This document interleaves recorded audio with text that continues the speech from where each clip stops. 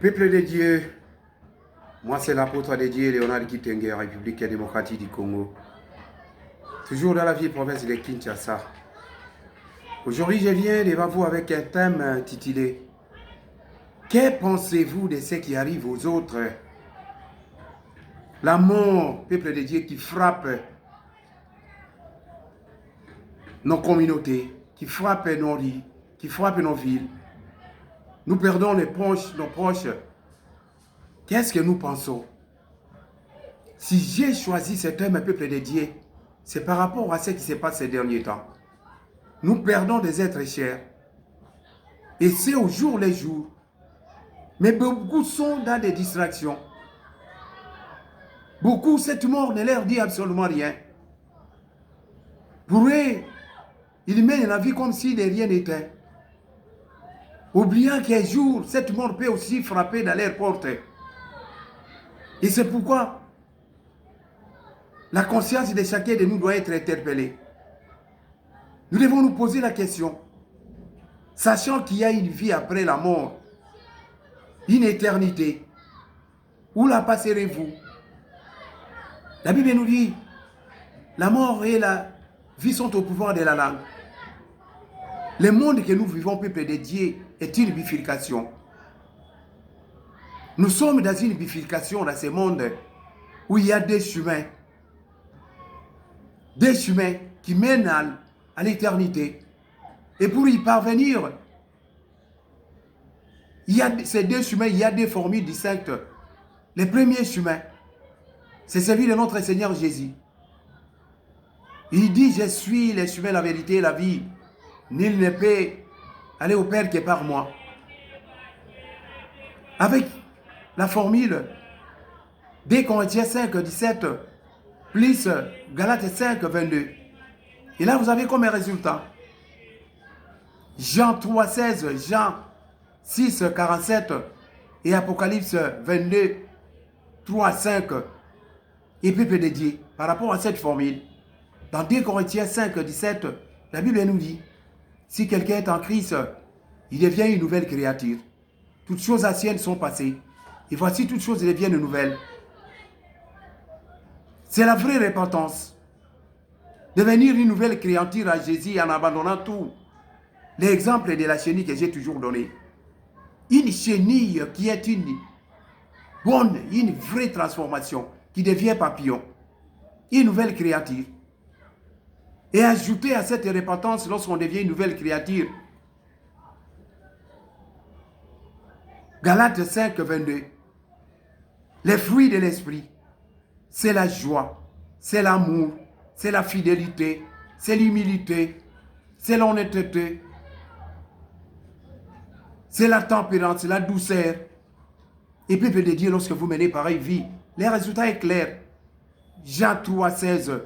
Car Dieu a tant aimé le monde qu'il a donné son Fils unique afin que quiconque croit à lui ne périsse point, mais qu'il ait la vie éternelle.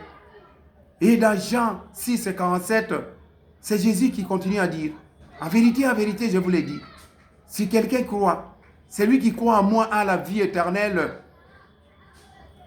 Avoir la vie éternelle, c'est croire au Seigneur Jésus et non se cacher devant des images trompeuses dans l'ombre. Vous pratiquez la magie, les longes. Vous détruisez la vie des gens avec l'amour excessif de l'argent. Et vous vous dites chrétien. Non. C'est mener la vie de cet été. Là, vous allez passer votre éternité dans la joie. Et le deuxième chemin, peuple de Dieu, c'est celui de Satan. Avec comme formule, Galates 5, 19 à 21, plus 2 Timothée 3, 1 à 5. Et là, vous avez comme résultat Romains 6, 23 et Apocalypse 21, 8. Peuple de Dieu, dans cette formule, Galates 5, 19 à 21, ce sont les œuvres de la chair. Je vous épargne de la lecture, lisez à la maison. Les œuvres de la chair sont manifestes, c'est l'impudicité. L'impudicité, la cupidité, l'infidélité, les longes, la magie, les mensonges, la tromperie, l'ivrognerie, les sectes et d'autres mots. Lisez à la maison. Et lorsque vous ajoutez à cela, 2 Timothée 3, 1 à 5, ça c'est le comportement des hommes. Dans les derniers jours, il y aura des temps difficiles. La Bible nous dit, dans les derniers jours, il y aura des temps difficiles.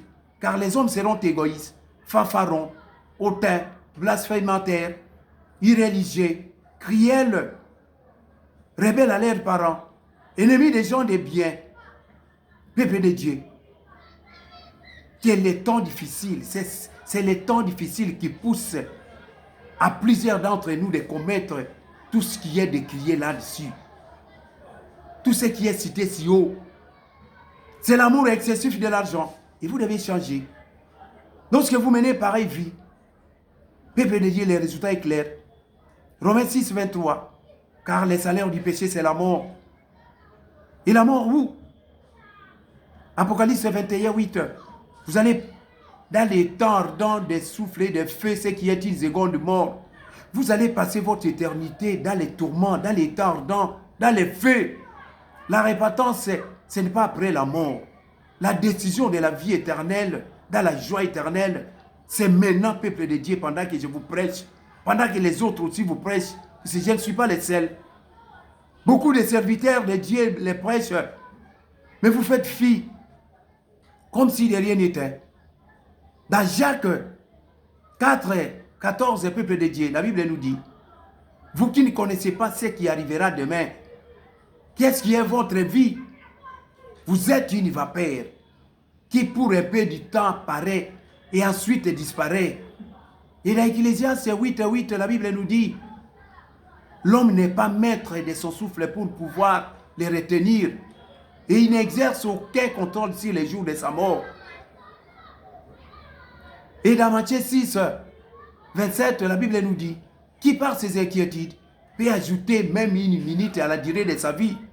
Peuple de Dieu, étant incapable de faire tout cela, pourquoi continuer à mener cette vie de débauche, d'ivrognerie, cessez de cupidité, l'amour excessif de l'argent? C'est ce qui vous pousse à toutes ces pratiques diaboliques. Changez de conduite, acceptez Jésus dans votre vie.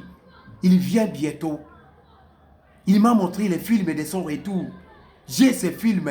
Et même s'il ne verrait pas aujourd'hui, la mort qui frappe au jour les jours, nos voisins, nos proches, peuvent vous frapper. Changez de conduite. Acceptez Jésus. Peuple de Dieu. Jésus, pour choisir ses serviteurs, ne demande conseil à personne. Il ne tient même pas compte du passé de cette personne, ni de sa famille biologique. Sinon, Saül ne devrait pas être serviteur. Abraham même. Et Jésus, dans 1 Corinthiens 1, 27 à 29, Dieu choisit les choses folles pour confondre les sages. Il choisit les choses faibles pour confondre les fortes. Il choisit les choses viles de ce monde et les choses méprisables et des choses qui ne sont point, pour rendre néant ceux qui sont, afin que nulle chair ne se glorifie devant lui. Peuple de Dieu, Dieu m'a choisi comme tant d'autres à ce temps de la fin. Conformément à Genèse 17, 7, il dit, mon serviteur Léonard, je suis ton Dieu, j'ai établi une alliance entre moi et toi, je suis ton Dieu. Il s'appelle Jésus de Nazareth, Dieu de Kitenge. C'est lui qui a voulu ainsi. Et si vous avez des doutes, si c'est le même Jésus d'Ésaïe 9, 6, de Matthieu 1, 21, 23, de Jean 1, 10, 14 que vous évoquez et que vous croyez, posez-lui la question de savoir si c'est lui qui m'a choisi. Il vous répondra. Peuple de Dieu, si vous êtes au bout de vos forces, vous êtes devant une situation qu'il n'y a pas de solution, évoquez le nom Jésus de Nazareth, Dieu de Kitenge. Vous verrez les résultats. N'ayez pas honte, évoquez seulement ce nom. Il va vous répondre.